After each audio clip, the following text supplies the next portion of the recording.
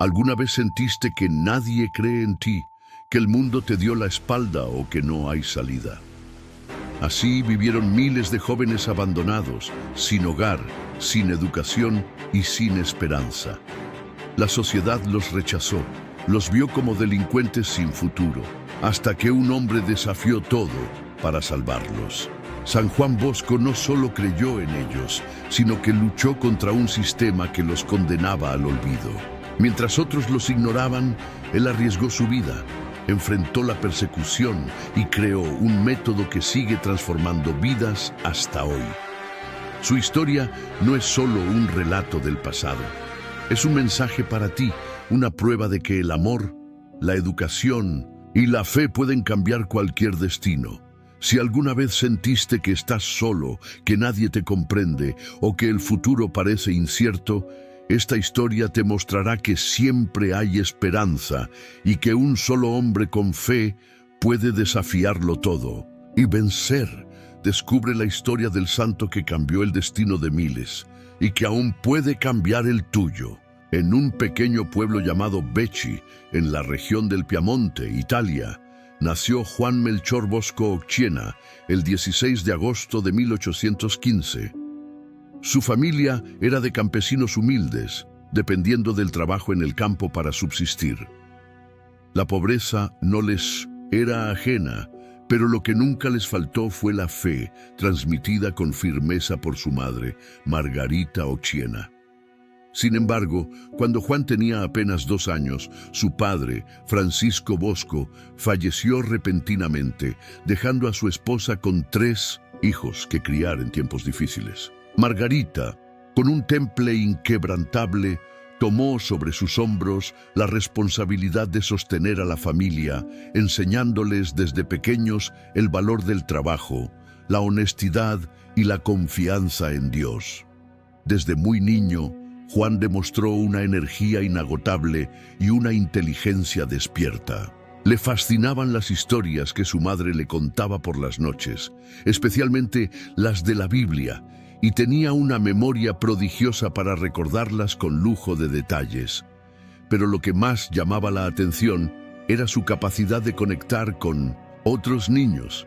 Siempre encontraba la manera de reunir a los chicos del pueblo, entreteniéndolos con juegos, acrobacias y hasta pequeños espectáculos de magia. Sabía que la risa y la fe podían convivir, y así, casi sin darse cuenta, ya comenzaba a marcar la vida de quienes lo rodeaban.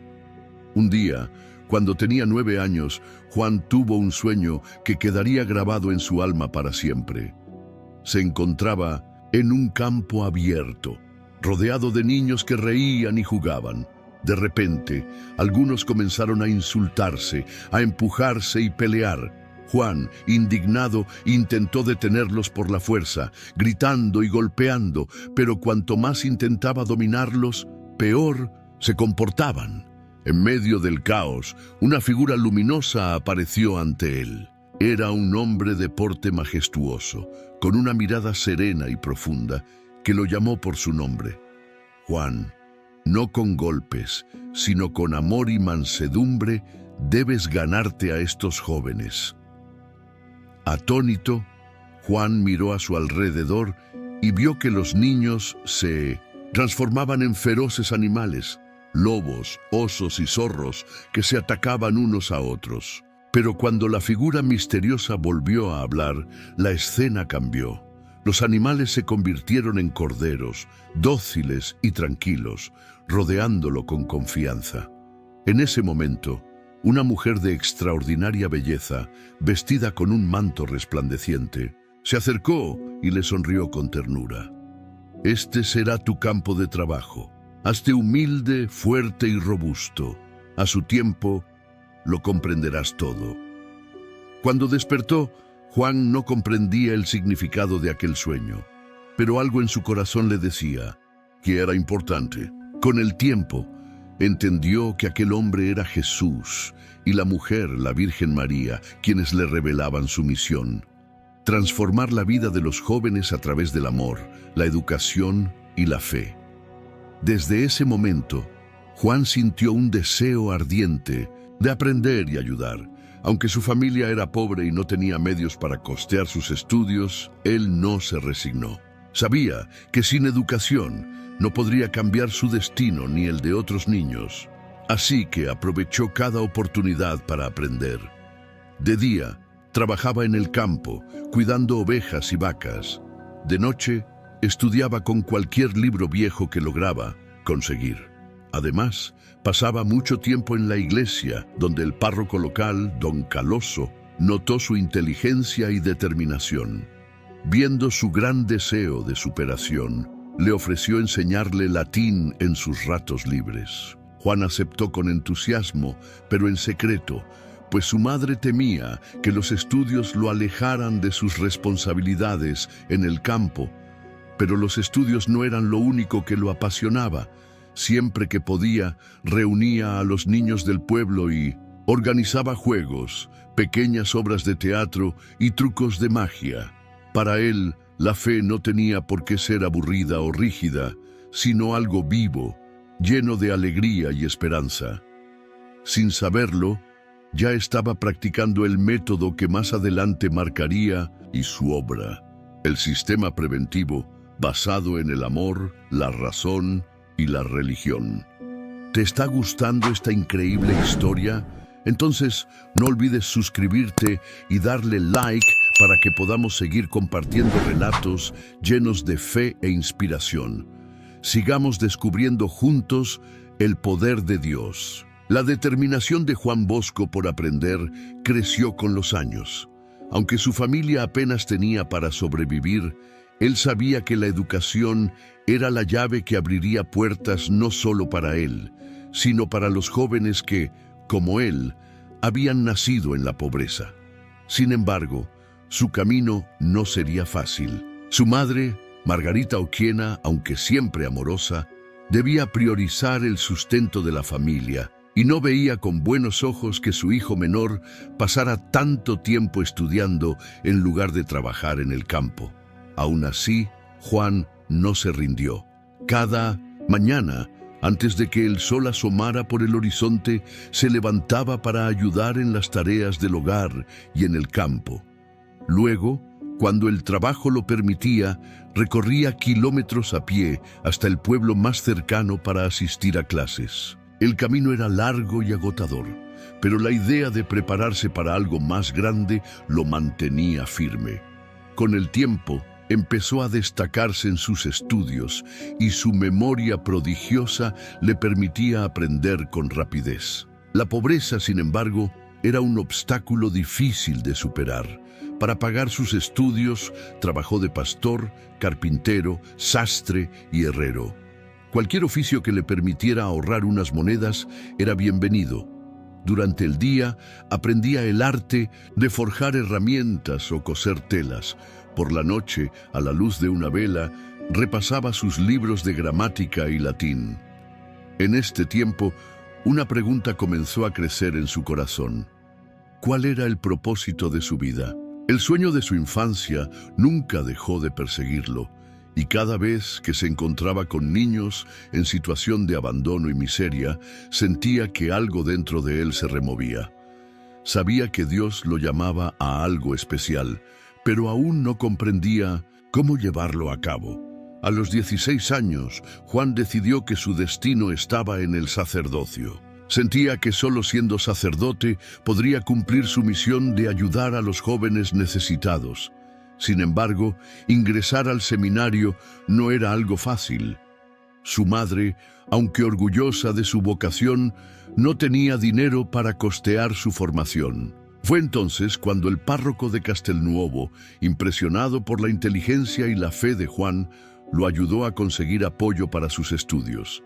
En 1831, con 16 años cumplidos, Juan ingresó a la escuela de Chieri, donde continuó su educación formal antes de entrar al seminario. La ciudad era grande y desconocida para él, y por primera vez en su vida se vio rodeado de jóvenes que, a diferencia de él, no habían sufrido la pobreza. Mientras algunos iban vestidos con trajes elegantes, Juan solo tenía un abrigo viejo y remendado, pero eso no lo desanimó. Para mantenerse, trabajó en una cafetería, lavando platos y sirviendo mesas, y en sus tiempos libres enseñaba a otros niños más pequeños a leer y escribir. La vida en Chieri le abrió los ojos a las grandes desigualdades del mundo. Mientras algunos lo tenían todo, otros no tenían nada. Fue allí donde confirmó lo que siempre había sospechado. Su misión era estar del lado de los que más lo necesitaban. Durante su tiempo en la escuela, conoció a un grupo de jóvenes con quienes formó la Sociedad de la Alegría. Un grupo donde estudiaban juntos, oraban y se ayudaban mutuamente. Para Juan, la educación no debía ser rígida ni fría, sino un espacio donde los jóvenes pudieran desarrollarse con alegría y amor. Era el germen de lo que más adelante se convertiría en su gran obra. A medida que avanzaban los años, su deseo de servir a Dios y a los jóvenes se fortalecía. Cuando finalmente ingresó al seminario de Chieri en 1835, sintió que su vida estaba dando el giro que tanto había esperado. En esos años de formación, pasaba largas horas en oración, pidiendo a Dios que le mostrara el camino correcto. Pero aunque ahora vestía sotana y estudiaba teología, su corazón seguía puesto en los jóvenes pobres y abandonados. En sus días libres recorría las calles de Turín, observando con tristeza la cantidad de niños y adolescentes que vivían en la miseria. Muchos eran huérfanos, sin educación, sin amor y sin esperanza. Trabajaban en fábricas en condiciones inhumanas o simplemente vagaban por las calles, expuestos a la delincuencia y el abandono. Juan no podía ignorar lo que veía. Sabía que su sacerdocio no debía quedarse dentro de una iglesia, sino salir a buscar a aquellos que más lo necesitaban. El 5 de junio de 1841, a los 26 años, Juan Bosco fue ordenado sacerdote en la Catedral de Turín. En su primera misa, sintió que su vida estaba por comenzar de verdad. Ya no era solo un joven con sueños, sino un sacerdote con una misión clara: dedicar su vida a los jóvenes pobres, educarlos y guiarlos hacia Dios. Recién ordenado sacerdote, don Bosco tenía una única certeza: su misión estaba con los jóvenes pobres y abandonados. Desde los primeros días de su sacerdocio, comenzó a recorrer las calles de Turín, una ciudad que en ese tiempo crecía rápidamente debido a la revolución industrial. Sin embargo, el progreso tenía un costo. Cientos de niños y adolescentes vivían en la miseria, huérfanos de familia y de futuro, expuestos a la violencia, la explotación y la indiferencia de la sociedad. Las fábricas de la ciudad estaban llenas de estos jóvenes, quienes trabajaban largas jornadas en condiciones inhumanas. Los más desafortunados vivían en las calles, sobreviviendo con pequeños robos, mendicidad o trabajos temporales. La mayoría no sabía leer ni escribir, y muchos de ellos jamás habían escuchado una palabra de consuelo o esperanza. Un día, mientras don Bosco visitaba la cárcel de Turín, quedó horrorizado al ver una gran cantidad de niños y adolescentes encarcelados junto a criminales adultos. Sus rostros reflejaban miedo, abandono y desesperanza. Al salir, su corazón estaba destrozado. No podía aceptar que la única respuesta para estos jóvenes fuera la prisión. Fue entonces cuando tomó una decisión irrevocable. Tenía que hacer algo por ellos antes de que cayeran en la delincuencia o el abandono definitivo. Convencido de que la solución no estaba en castigar a estos jóvenes, sino en educarlos y guiarlos, comenzó a buscarlos en las calles, en los talleres, en las fábricas y en los barrios más pobres. Al principio, los jóvenes lo miraban con desconfianza. Nadie antes se había preocupado por ellos, pero don Bosco, con su carácter alegre y afable, supo ganarse su confianza. Los reunía los domingos, al aire libre, en plazas o descampados, y allí les enseñaba catecismo, les hablaba de Dios pero también les ofrecía momentos de alegría, juegos, canciones y relatos que capturaban su atención. Conocía muy bien la importancia del entretenimiento para los jóvenes y usaba su talento para la magia y los malabares para mantener su interés. Los muchachos lo adoraban. Para ellos, Don Bosco no era solo un sacerdote, sino un amigo que los trataba con respeto y cariño. Sin embargo, encontrar lugares donde reunirlos no era fácil. Muchos dueños de terrenos y sacerdotes de la ciudad lo miraban con recelo. Creían que esos chicos eran peligrosos, que no valía la pena preocuparse por ellos. Algunas personas lo acusaban de fomentar el desorden, pues cada vez más muchachos lo seguían y se congregaban en sus reuniones. En una ocasión, luego de 1900, que se le prohibiera usar una plaza pública, Don Bosco y su pequeño grupo de jóvenes se vieron forzados a reunirse en un establo abandonado. Pero lejos de desanimarse, el sacerdote siguió adelante. Para él, lo importante no era el lugar, sino el amor con el que guiaba a sus muchachos. A medida que pasaban los meses, el número de jóvenes que acudía a sus reuniones seguía creciendo. Era evidente que su método funcionaba. Aquellos muchachos que antes eran descartados por la sociedad encontraban en Don Bosco una luz de esperanza. Ya no eran solo niños de la calle, sino jóvenes con una oportunidad de aprender, crecer y soñar. Pero los desafíos no tardaron en aumentar. La policía comenzó a vigilarlo de cerca, pues algunas autoridades creían que estaba reuniendo a jóvenes problemáticos para formar una banda de delincuentes. Más de una vez fue interrogado y amenazado con la posibilidad de que le prohibieran seguir con su labor. Sin embargo, su fe en Dios y en la misión que había recibido lo mantuvo firme. Si Dios lo había llamado para cuidar de esos jóvenes, Él le mostraría el camino. El siguiente paso era claro. Necesitaba un lugar estable donde los muchachos pudieran reunirse con seguridad, aprender y encontrar un hogar espiritual. No podía seguir dependiendo de espacios prestados o improvisados. Había llegado el momento de dar el siguiente paso. Así, entre rechazos y dificultades, pero con una fe inquebrantable, Don Bosco empezó a buscar un sitio donde fundar su primer oratorio, un lugar donde los jóvenes no solo aprendieran sobre Dios, sino que descubrieran su propio valor y dignidad.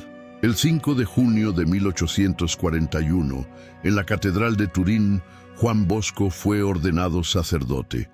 Con el alba iluminando las vidrieras de la iglesia y la emoción contenida en su corazón, aquel joven que había trabajado como pastor, herrero y estudiante, autodidacta, daba el primer gran paso en la misión que Dios le había encomendado desde su infancia. Sabía exactamente para quién sería su sacerdocio.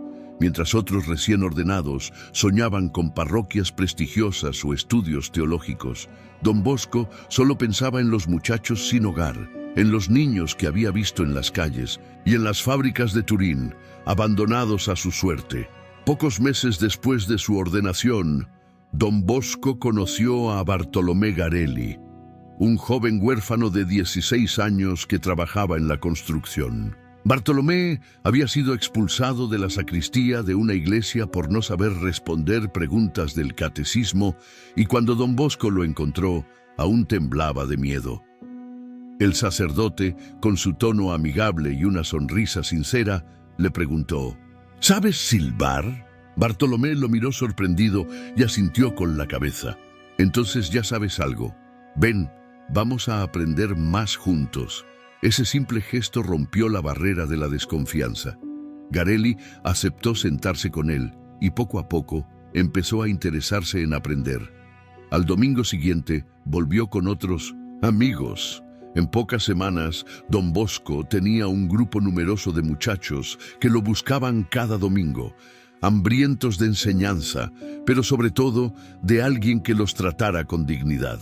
El problema era que Don Bosco no tenía un lugar fijo para recibir a los jóvenes. Su grupo crecía cada semana y las iglesias no siempre permitían que estos muchachos, considerados revoltosos, entraran a los templos. Algunas autoridades eclesiásticas lo veían con recelo y muchos dueños de terrenos no querían prestarle espacio, temiendo que su labor atrajera problemas. Así, el primer oratorio de Don Bosco fue nómada. Un domingo se reunían en un patio prestado, al siguiente en una plaza pública y otro en un establo abandonado. Pero los jóvenes seguían llegando.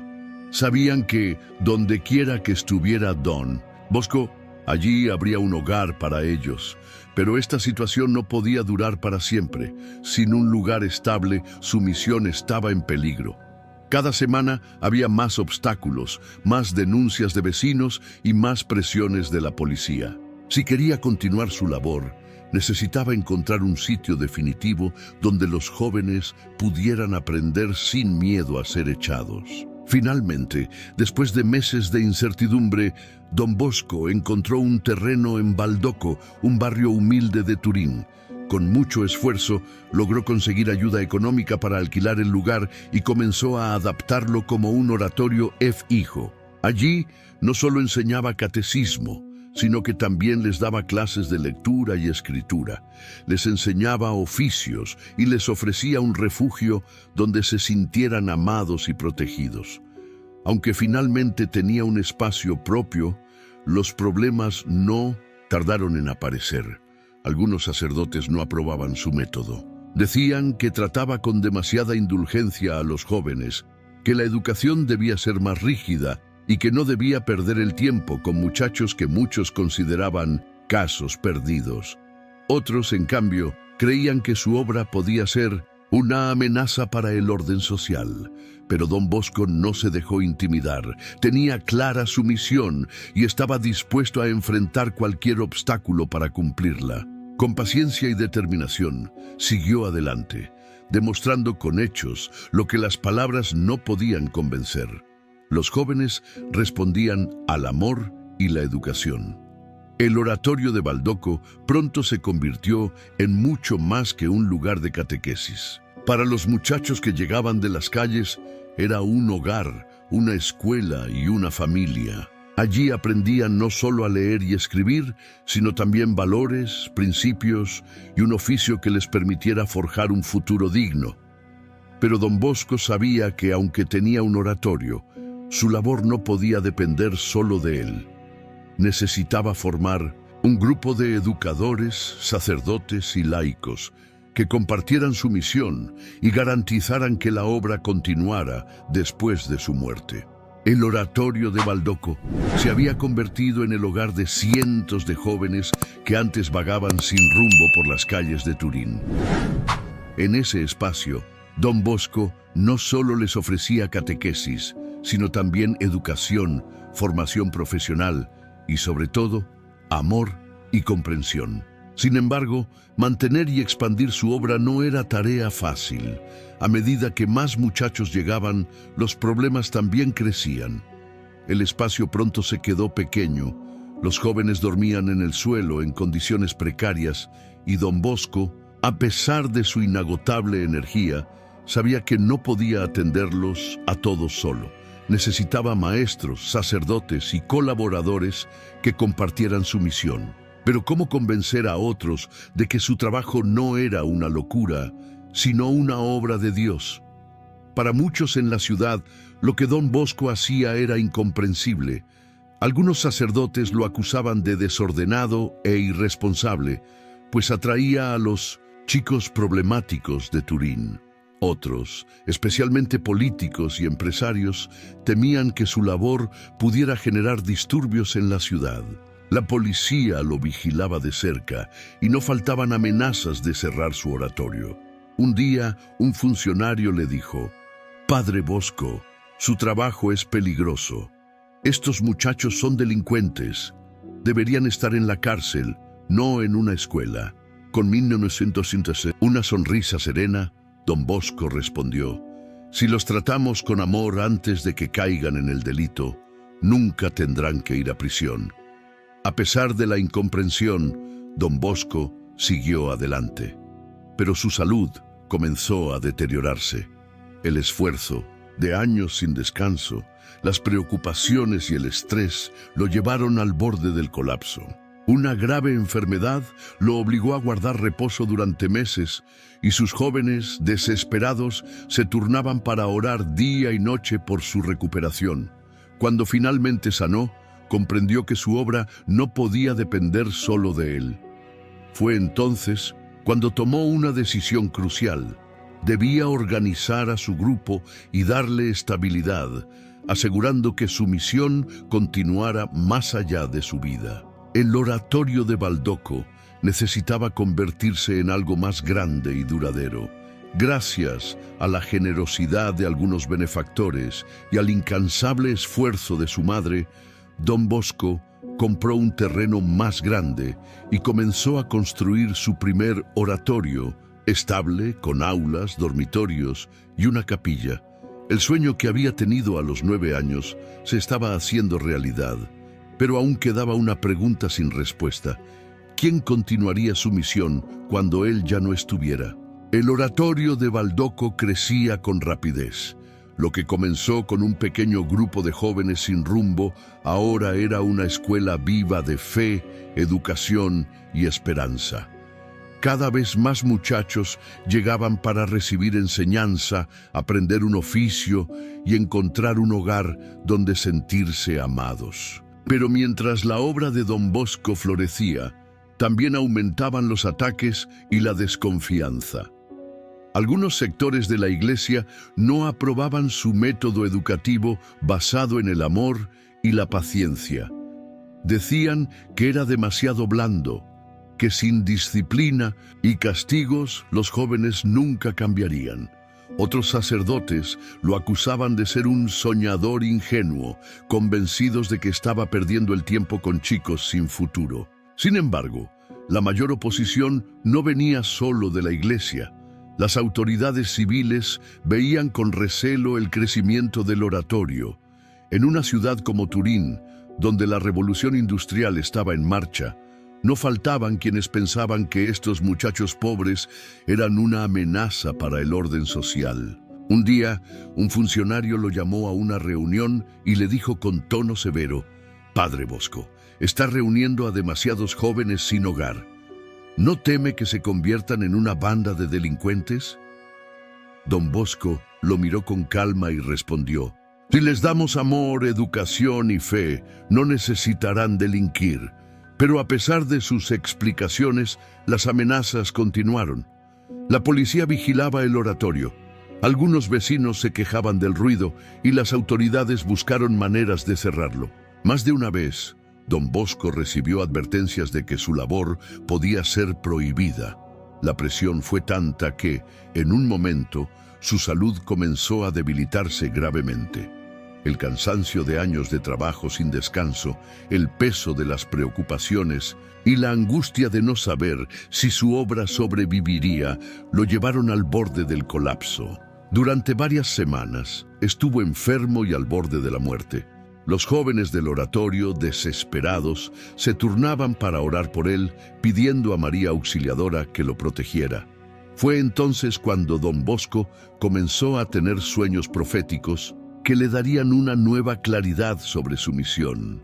Desde niño, Don Bosco había tenido sueños especiales, pero en aquellos días de enfermedad y lucha, sus visiones se hicieron más intensas. Eran mensajes divinos que confirmaban su misión y lo preparaban para el futuro. En una de sus visiones más impactantes, se encontró en medio de un mar tormentoso.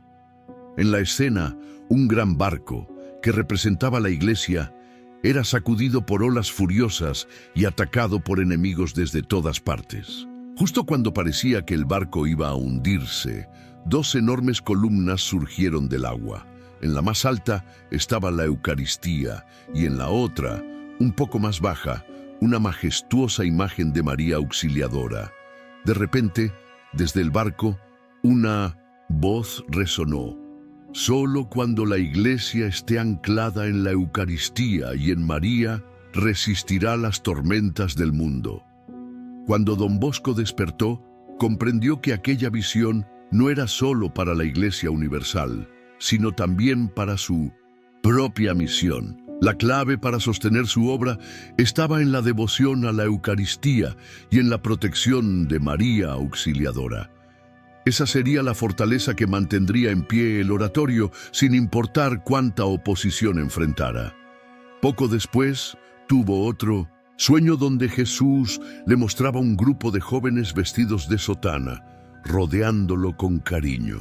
Don Bosco, sorprendido, preguntó quiénes eran y el Señor le respondió: «Son los que continuarán tu misión cuando ya no estés». En ese momento, comprendió lo que debía hacer. No podía seguir solo. Si quería que su obra sobreviviera, tenía que formar un grupo de sacerdotes y laicos que se consagraran a la educación de los jóvenes.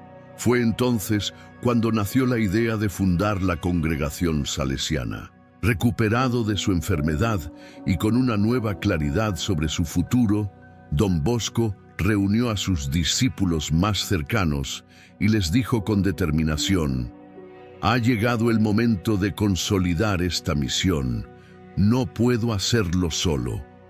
Dios me ha mostrado que debemos formar una comunidad que asegure que nuestros jóvenes nunca queden sin guía». En 1859, junto con un pequeño grupo de sacerdotes y laicos comprometidos, don Bosco fundó la Congregación Salesiana, dedicada a la educación y evangelización de los jóvenes más pobres. Aquel fue el primer paso para transformar su obra en una institución duradera que trascendería generaciones y fronteras. Las dificultades aún no habían terminado, pero don Bosco ya no estaba solo. Ahora tenía un ejército de educadores y pastores dispuestos a seguir su camino. El oratorio de Baldoco seguía creciendo, atrayendo cada vez más jóvenes necesitados. Don Bosco ya no era solo un sacerdote que enseñaba catecismo, se había convertido en un padre para cientos de muchachos abandonados. Sin embargo, su obra necesitaba más manos. No podía hacerlo todo solo. Hasta ese momento, contaba con la ayuda incondicional de su madre, Margarita Ochiena, quien cocinaba, cuidaba a los jóvenes y les enseñaba valores con el mismo amor de una madre verdadera. Pero el número de jóvenes aumentaba rápidamente y cada vez era más difícil atenderlos a todos. Don Bosco necesitaba personas dispuestas a dedicar su vida a esta misión. En 1859, después de años de lucha y oración, tomó una de las decisiones más importantes de su vida: fundar una congregación religiosa dedicada a la educación y evangelización de los jóvenes. Junto con un pequeño grupo de sacerdotes y jóvenes formados en el oratorio, estableció la Sociedad de San Francisco de Sales, conocida hoy como los Salesianos de don Bosco. El nombre no fue elegido al azar. Don Bosco admiraba profundamente a San Francisco de Sales, un santo conocido por su paciencia, dulzura y su forma amorosa de guiar a las almas hacia Dios. Era exactamente la espiritualidad que don Bosco quería transmitir en su obra. Una educación basada en la razón, la religión y el amor, donde los jóvenes no fueran castigados con dureza, sino guiados con comprensión y ternura. El día de la fundación, don Bosco reunió a sus primeros colaboradores y les dijo con emoción: «Estamos iniciando una gran obra. Será difícil, pero con la ayuda de Dios y de María Auxiliadora, llevaremos adelante nuestra misión de salvar a la juventud». Desde aquel momento, la congregación salesiana comenzó a expandirse. Los primeros miembros se formaron en el oratorio de Baldoco, aprendiendo no solo teología, sino también pedagogía y trabajo social. Muchos de ellos eran antiguos alumnos, jóvenes que habían sido rescatados de la calle por don Bosco y que ahora querían seguir sus pasos. Pero no todos vieron esta fundación con buenos ojos. Algunos sectores de la Iglesia se mostraron escépticos. ¿Cómo podía un grupo de jóvenes sacerdotes y laicos dedicarse a educar a muchachos pobres sin imponer disciplina estricta? No creían en el método de Don Bosco. Además, las dificultades económicas seguían presentes. No era fácil mantener a tantos jóvenes, alimentar a los seminaristas y continuar con la construcción de nuevas escuelas y talleres. Pero Don Bosco nunca dudó. Cada vez que parecía que no habría suficiente dinero o alimentos, ocurrían pequeños milagros. Personas anónimas hacían donaciones inesperadas y los alimentos se multiplicaban justo cuando parecía que se acabarían. Uno de los momentos más difíciles llegó cuando algunos opositores intentaron disolver la congregación. Argumentaban que el método educativo de Don Bosco no era lo suficientemente riguroso y que su acercamiento a los jóvenes podía poner en riesgo la disciplina religiosa. Pero entonces ocurrió algo inesperado. El Papa Pío IX llamó personalmente a Don Bosco a Roma. Allí, el pontífice le dijo: «Siga adelante con su obra, Padre Bosco. La Iglesia necesita más sacerdotes como usted». Estas palabras fueron la confirmación que Don Bosco esperaba. Con el respaldo del Papa, la congregación salesiana recibió el reconocimiento oficial en 1869. A partir de ese momento, su misión se consolidó y comenzó a extenderse más allá de Turín. Aquel humilde sacerdote que un día había soñado con ayudar a los jóvenes de la calle, había fundado una congregación que cambiaría la vida de miles de muchachos en el mundo. Pero su labor no terminaría allí. Había llegado el momento de extender su misión también a las jóvenes, y para eso necesitaría una nueva aliada. Después de consolidar la congregación salesiana, Don Bosco comprendió que su misión no podía limitarse solo a los jóvenes varones.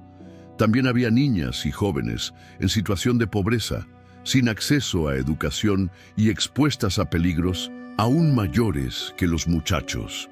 Muchas terminaban en la calle, explotadas en trabajos forzados o abandonadas sin protección. Pero Don Bosco no sabía cómo empezar. No podía hacerlo solo. Necesitaba una colaboradora que compartiera su visión y dedicara su vida a la educación de las niñas más necesitadas. Fue entonces cuando, en 1862, escuchó hablar de una joven extraordinaria llamada María Dominga Mazzarello, una humilde campesina de Mornese, un pequeño pueblo en el norte de Italia. Desde joven, María tenía un corazón ardiente por Dios y un amor inmenso por los pobres.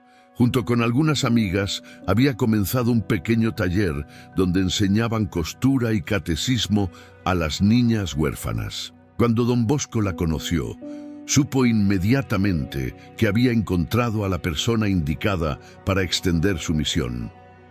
Ambos compartían la misma pasión por la educación cristiana y la formación de la juventud.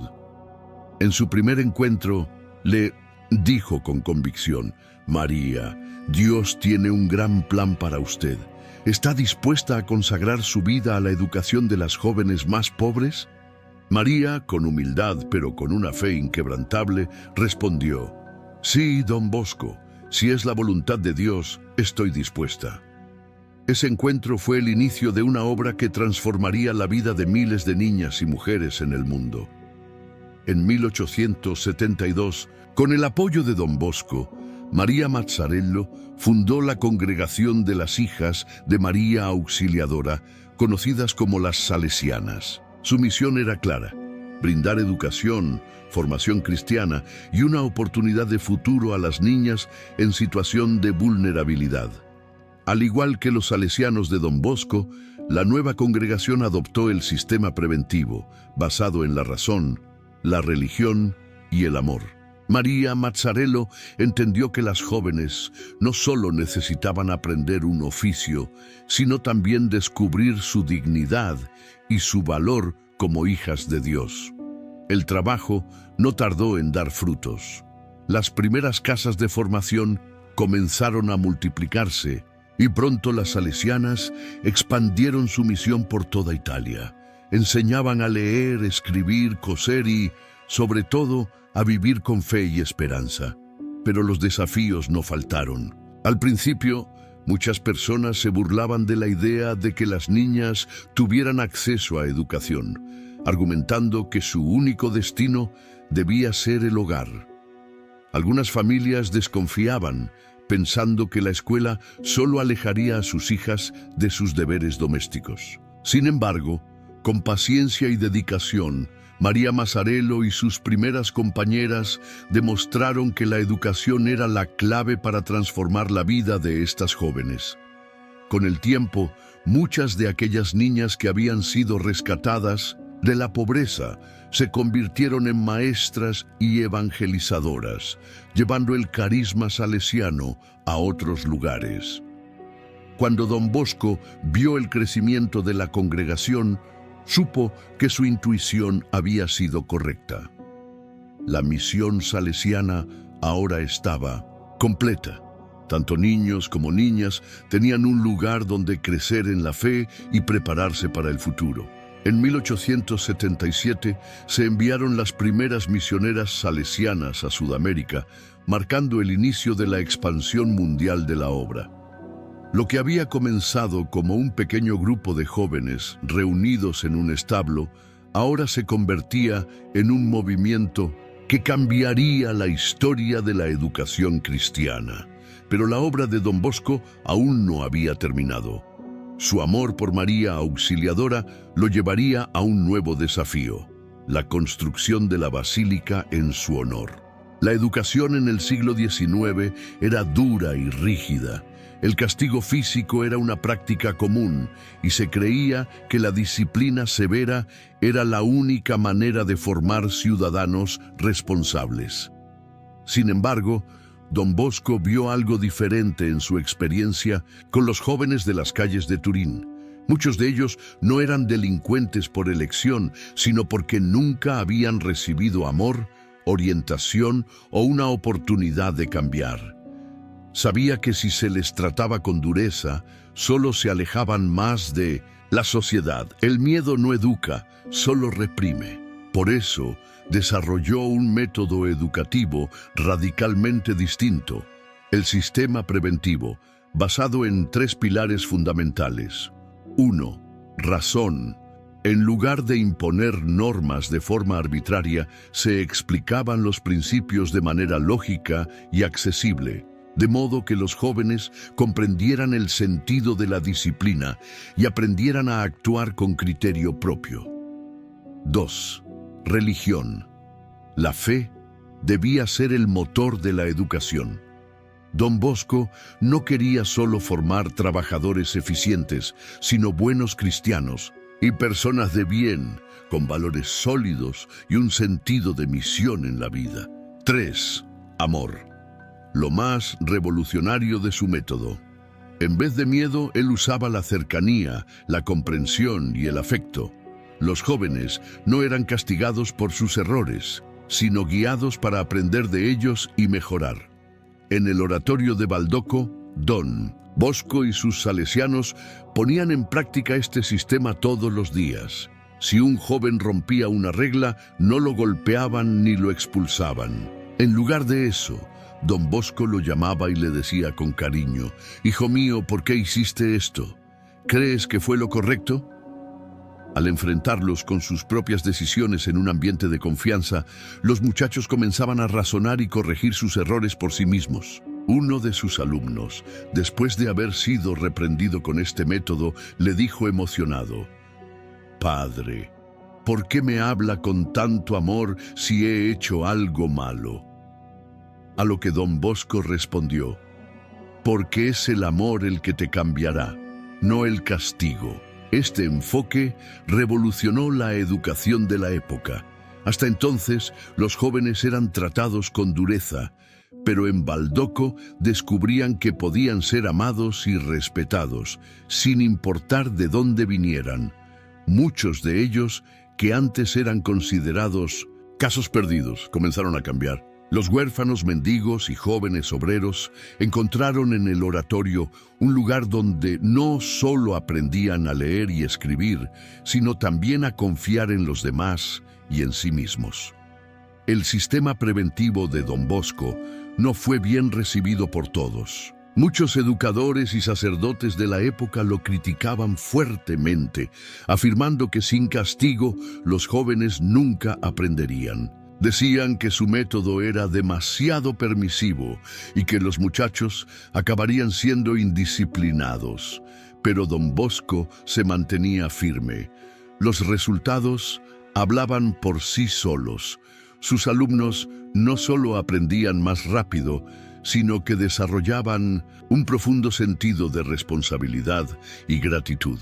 El propio Papa Pío IX, tras conocer su método, lo apoyó y animó a seguir adelante. No cambie su sistema, Padre Bosco. El amor es la mejor pedagogía. A medida que la congregación salesiana crecía, el sistema preventivo se convirtió en la base de la educación salesiana en todo el mundo. En 1877, Don Bosco publicó un libro explicando su método, para que otros educadores pudieran aplicarlo. El libro fue recibido con entusiasmo y se convirtió en una referencia para la educación cristiana. Con el tiempo, la pedagogía salesiana demostró ser mucho más efectiva que los métodos tradicionales. En vez de jóvenes resentidos y temerosos, formaba personas seguras, con valores sólidos y espíritu de servicio. Hoy, más de un siglo después de su muerte, el sistema preventivo sigue aplicándose en miles de escuelas, colegios y oratorios en todo el mundo. Don Bosco no solo enseñó a leer y escribir, enseñó a vivir, pero su misión no se limitaba a la educación. También tenía un amor inmenso por la Virgen María y en su honor decidió construir una basílica que marcaría su obra para siempre.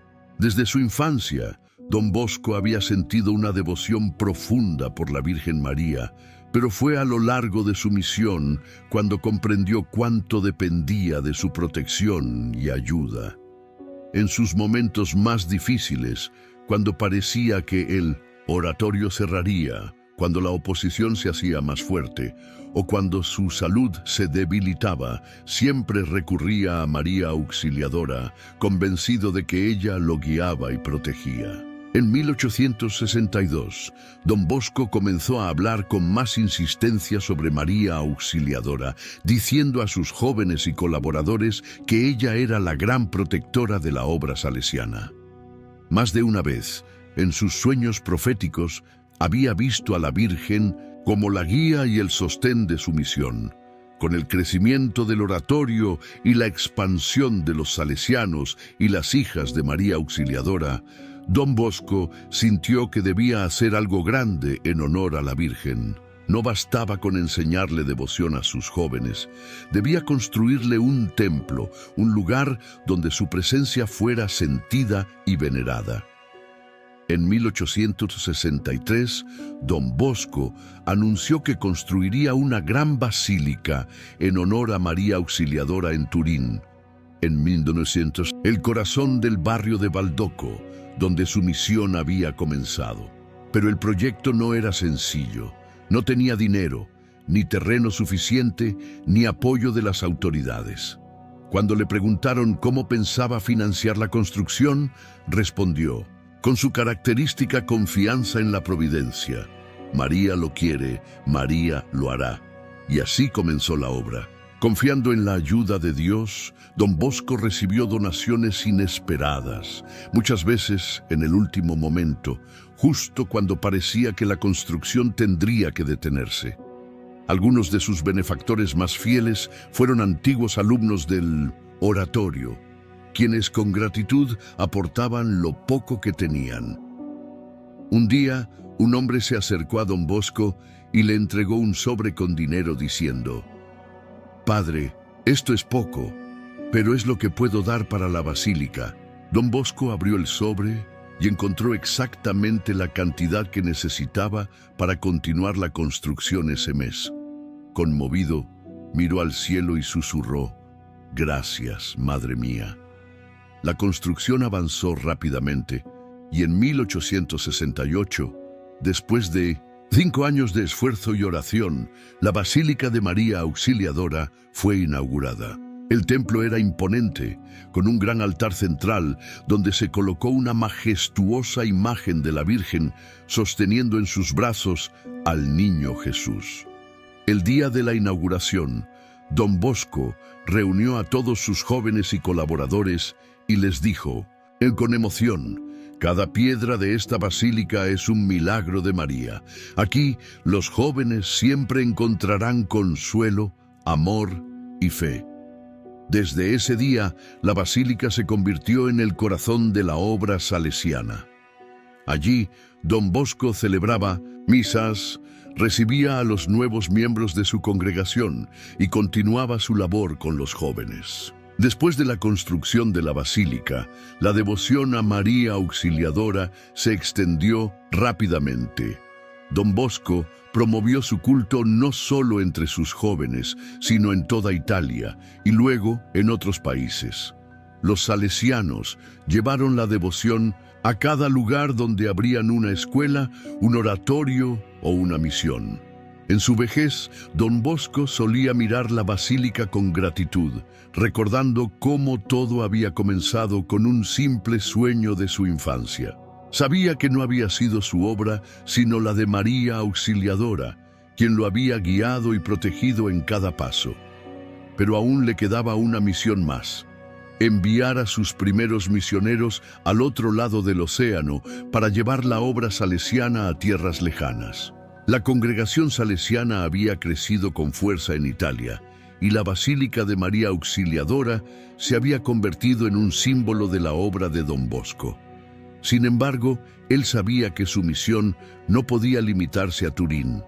Había jóvenes en todo el mundo que necesitaban educación, amor y un camino hacia Dios. Desde hacía tiempo llegaban cartas desde América Latina, especialmente desde Argentina y Uruguay, solicitando ayuda para la educación de los niños y jóvenes en esas tierras. El clero allí era escaso, y la pobreza hacía que muchos niños quedaran sin acceso a la educación. Don Bosco comprendió que era el momento de expandir su misión más allá de Italia. En 1875, después de mucha oración y reflexión, Don Bosco decidió enviar a los primeros misioneros salesianos a América. El grupo estaba formado por 10 salesianos, liderados por el padre Juan Cagliero, un joven sacerdote que había sido formado en el oratorio de Baldocco y que compartía la visión de Don Bosco. El 11 de noviembre de 1875, en la Basílica de María Auxiliadora, Don Bosco reunió a los misioneros para despedirlos. Era un momento de emoción y solemnidad, pues significaba la primera gran expansión de la obra salesiana fuera de Europa. En su discurso de despedida, Don Bosco les dijo, con firmeza: lleven la devoción a María Auxiliadora y el sistema preventivo donde quiera que vayan. Traten a los jóvenes con amor, como si fueran sus propios hijos, y nunca olviden que María los protege en cada paso. Luego, entregó a cada misionero un pequeño papel con algunas recomendaciones que reflejaban su espíritu de humildad y servicio. Entre ellas destacaban: 1. No busquen riquezas ni comodidades, sino almas. 2. Amen a los jóvenes, edúquenlos con paciencia y comprensión. 3. Sean alegres y difundan la fe con entusiasmo. Aquella mañana, al ver zarpar el barco que llevaba a sus primeros misioneros hacia Argentina, Don Bosco sintió una mezcla de alegría y nostalgia. Sabía que no volvería a verlos, pero también comprendía que su misión estaba llegando a los rincones más lejanos del mundo. Al llegar a Buenos Aires, los misioneros salesianos se encontraron con un país en crecimiento, pero con una gran desigualdad social. Inmediatamente comenzaron su labor, abriendo escuelas, oratorios y talleres para los niños más necesitados. La respuesta fue tan positiva que, en pocos años, La presencia salesiana se extendió a otras regiones de Argentina, Uruguay, Chile y Brasil. Los misioneros siguieron fielmente el sistema preventivo, ganándose la confianza de los jóvenes y las familias. Con el tiempo, se convirtieron en una de las principales fuerzas educativas y evangelizadoras del continente. Poco después, la obra salesiana llegó también a África y Asia, con misioneros llevando el mensaje de Don Bosco a los lugares más remotos del mundo.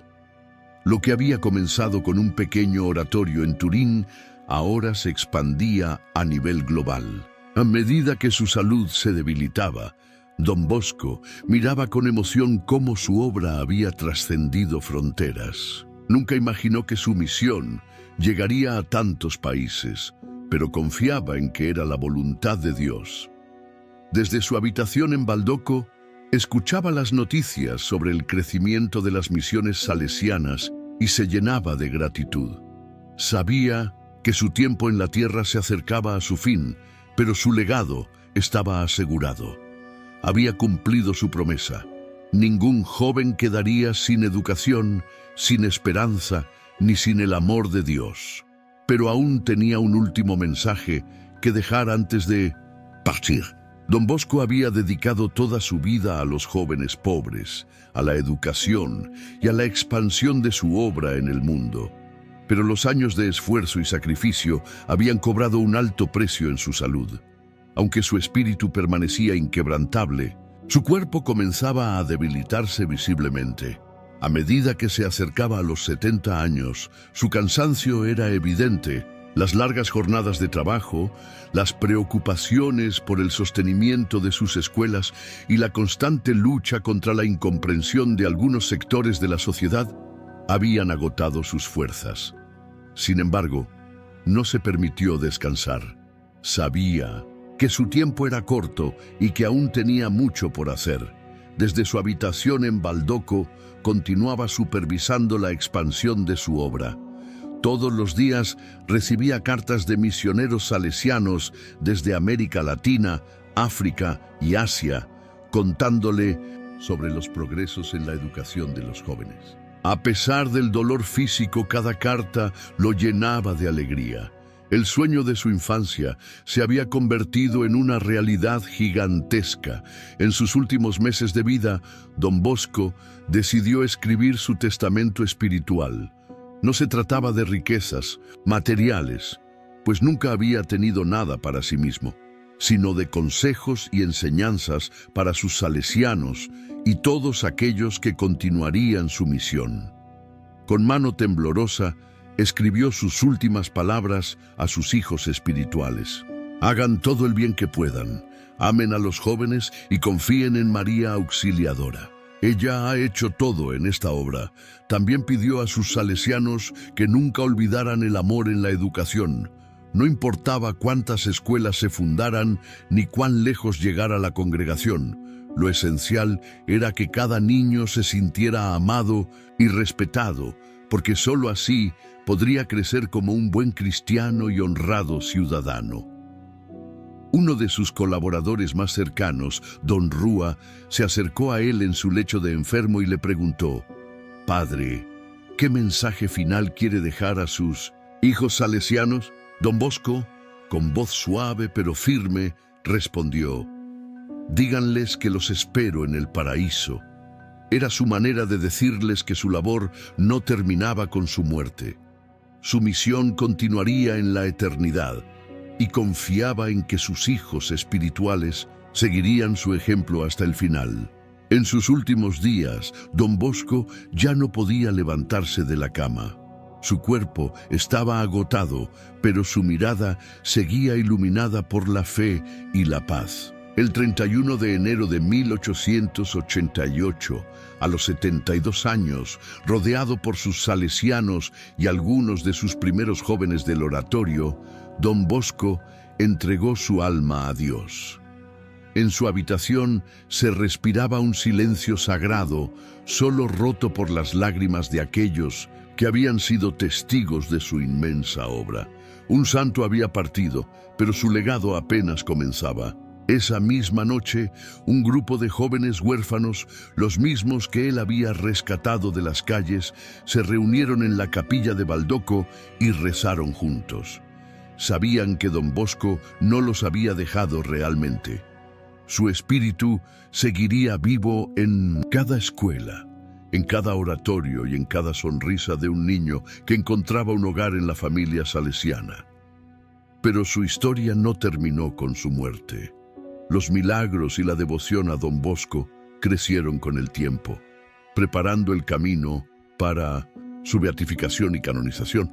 El 31 de enero de 1888, en su humilde habitación en Baldoco, Don Bosco exhaló su último aliento.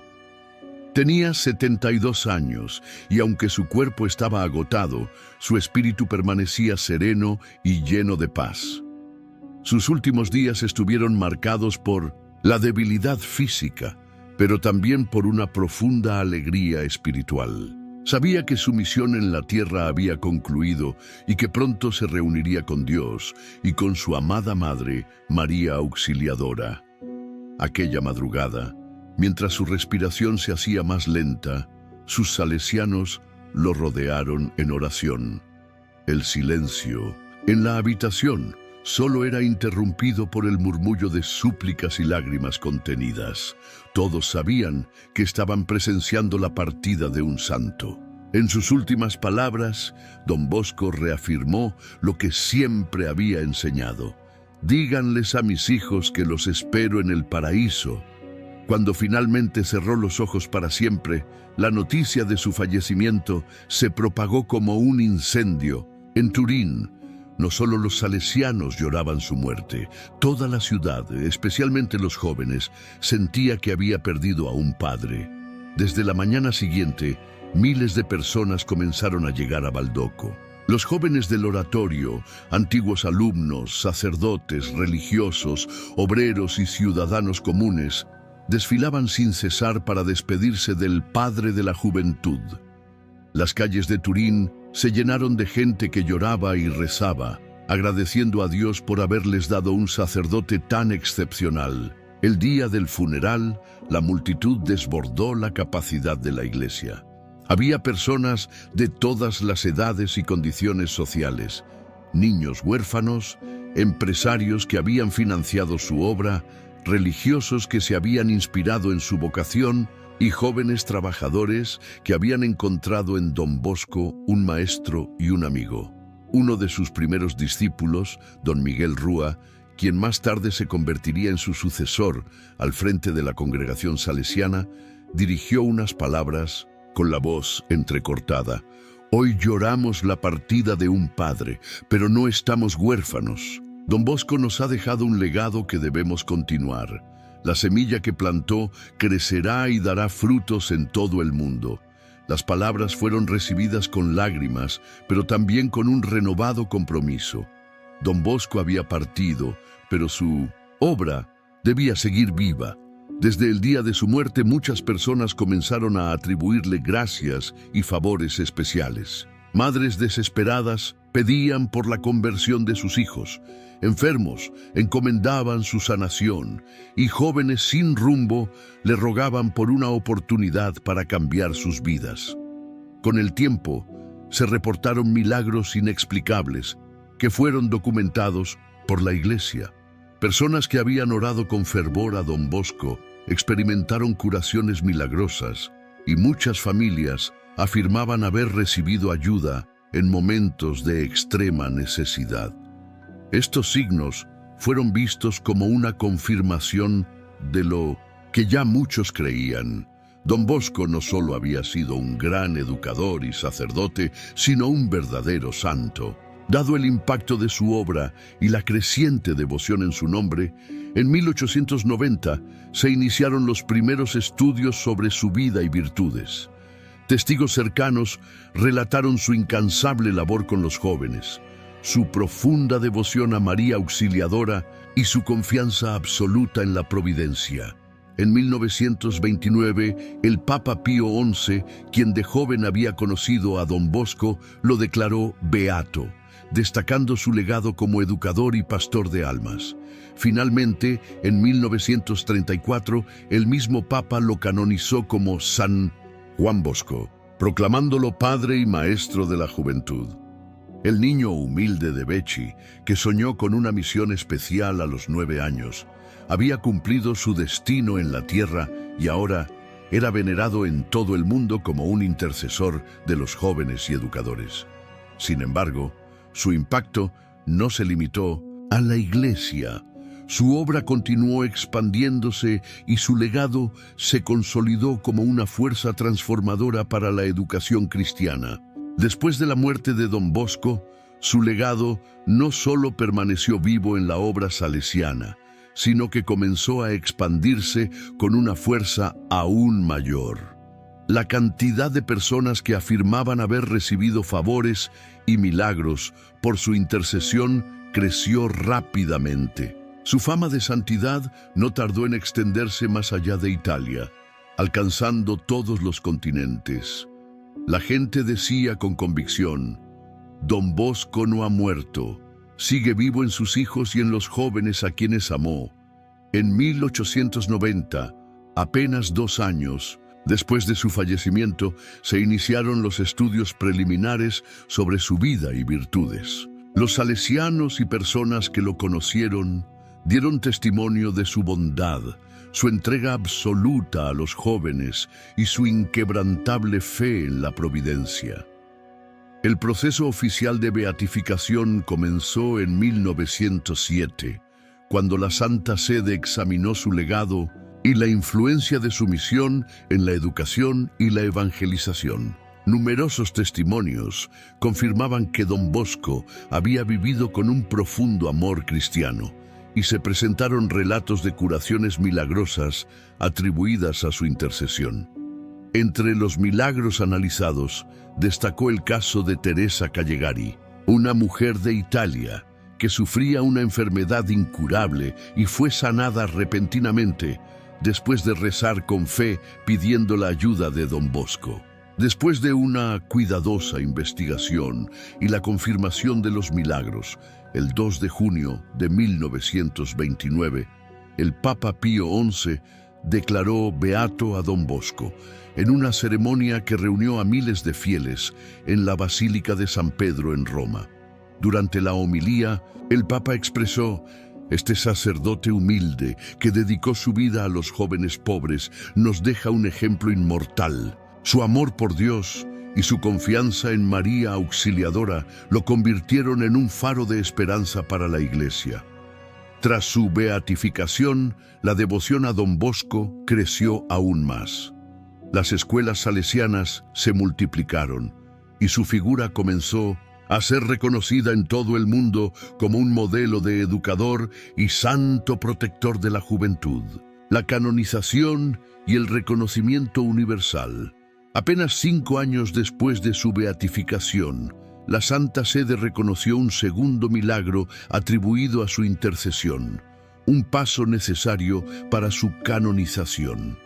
Finalmente, el 1 de abril de 1934, en la solemnidad de la Pascua, el Papa Pío XI canonizó a Don Bosco proclamándolo santo de la Iglesia Universal. Durante la ceremonia, el Papa recordó con emoción que siendo joven seminarista, tuvo el privilegio de conocer a Don Bosco en persona y que desde entonces siempre lo había visto como un hombre de Dios, un apóstol de los jóvenes.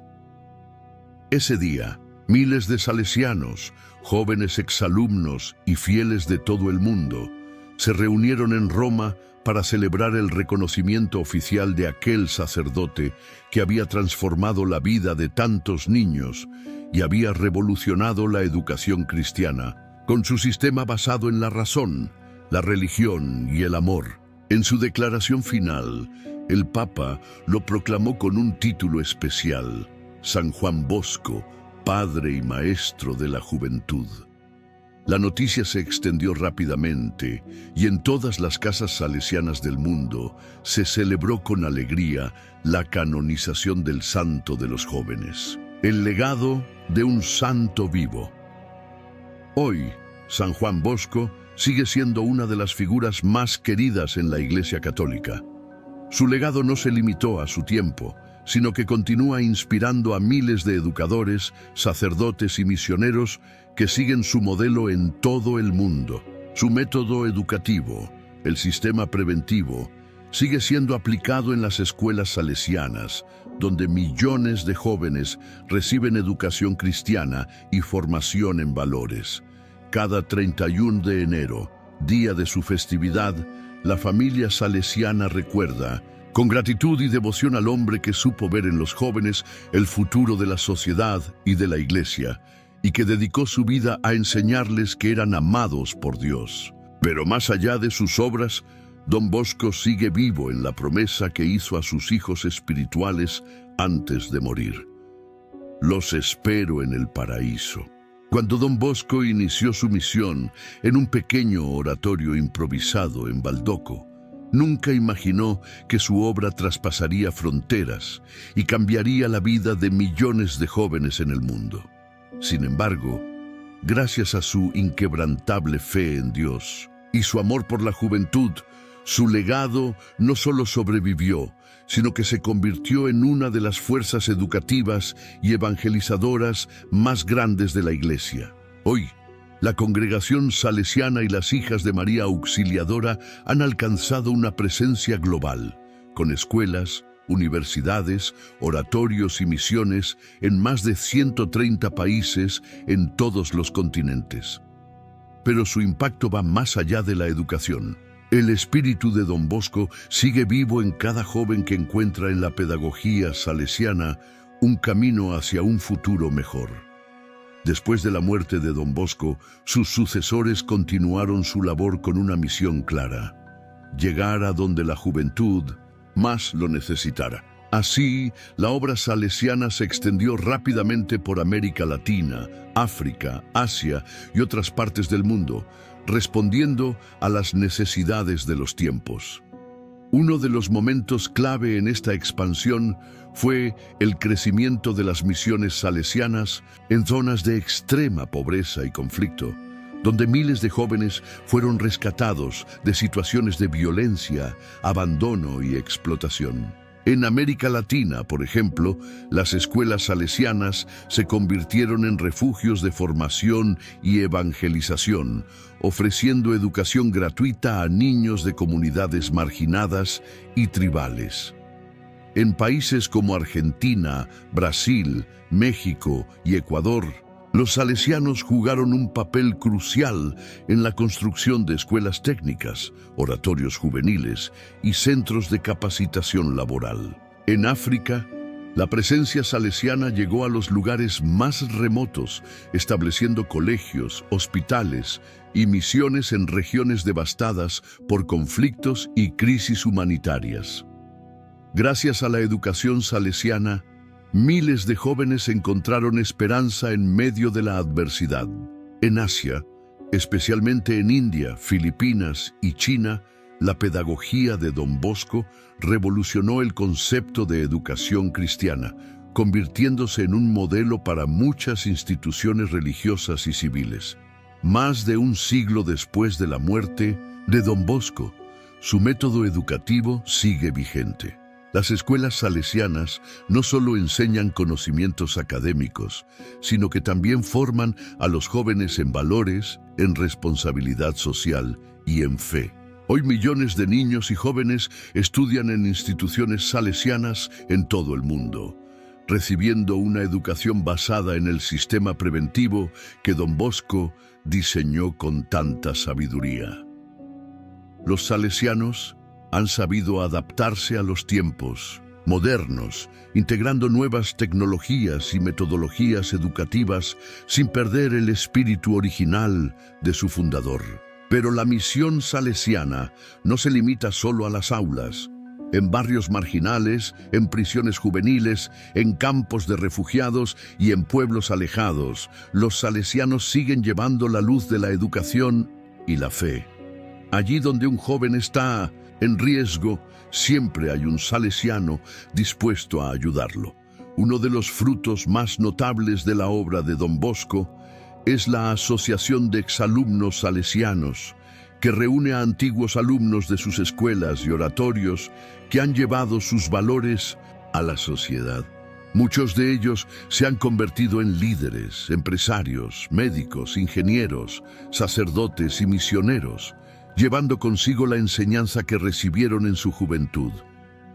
No importa qué camino hayan tomado en la vida, todos recuerdan que un sacerdote les enseñó a vivir con dignidad, alegría y fe.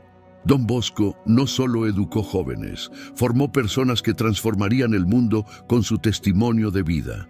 Cada 31 de enero, día de su festividad, miles de personas en todo el mundo celebran el legado de Don Bosco.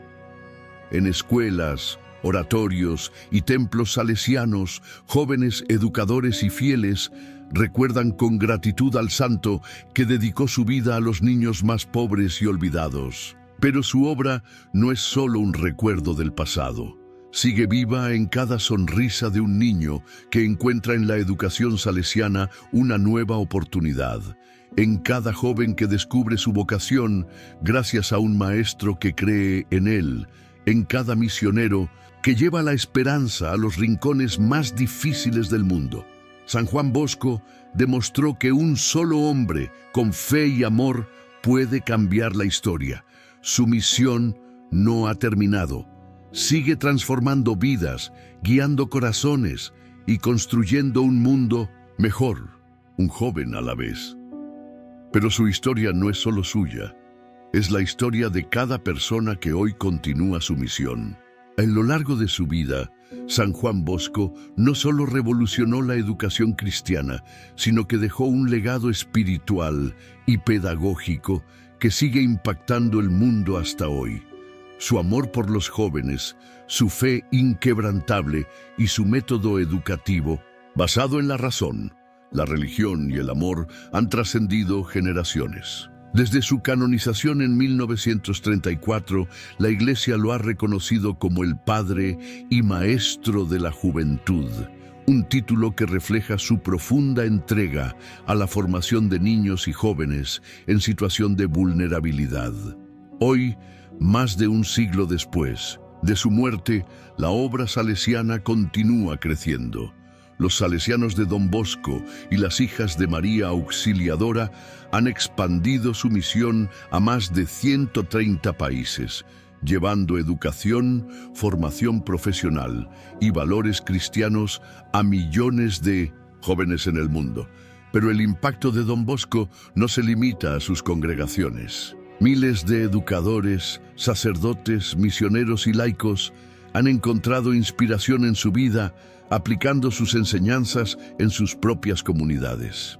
Su método pedagógico sigue siendo un referente en la educación cristiana, demostrando que la educación puede ser un camino hacia la transformación social y personal. Cada año, miles de niños y jóvenes en escuelas, oratorios y centros salesianos descubren su valor, encuentran oportunidades y reciben un futuro lleno de esperanza gracias a la obra que Don Bosco inició con unos pocos jóvenes en un humilde establo en Turín.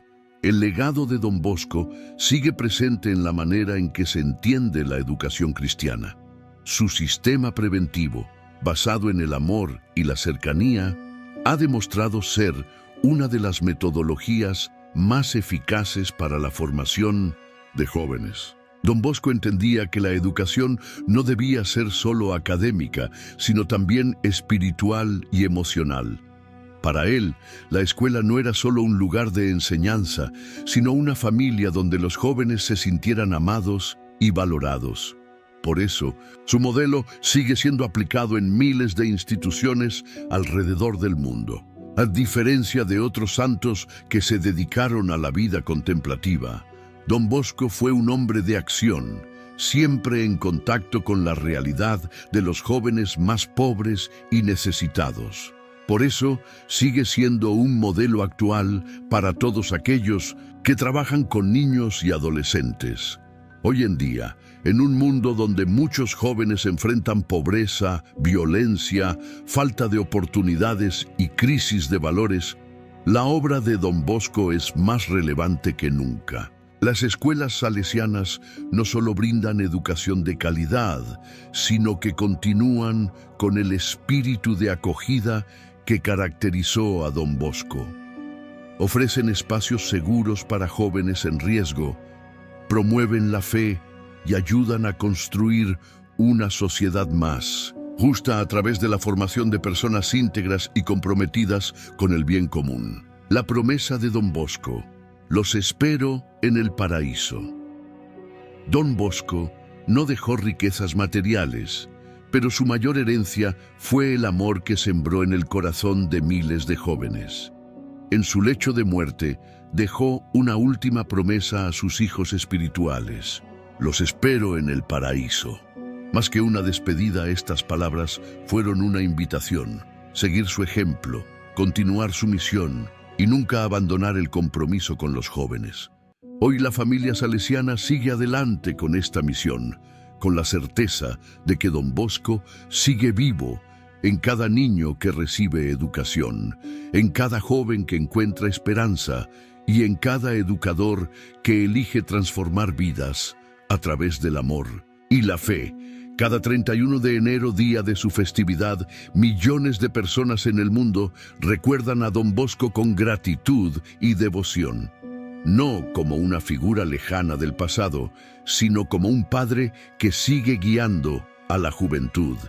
San Juan Bosco no solo construyó oratorios y escuelas, construyó almas, formó corazones y dejó una huella imborrable en la historia de la educación cristiana.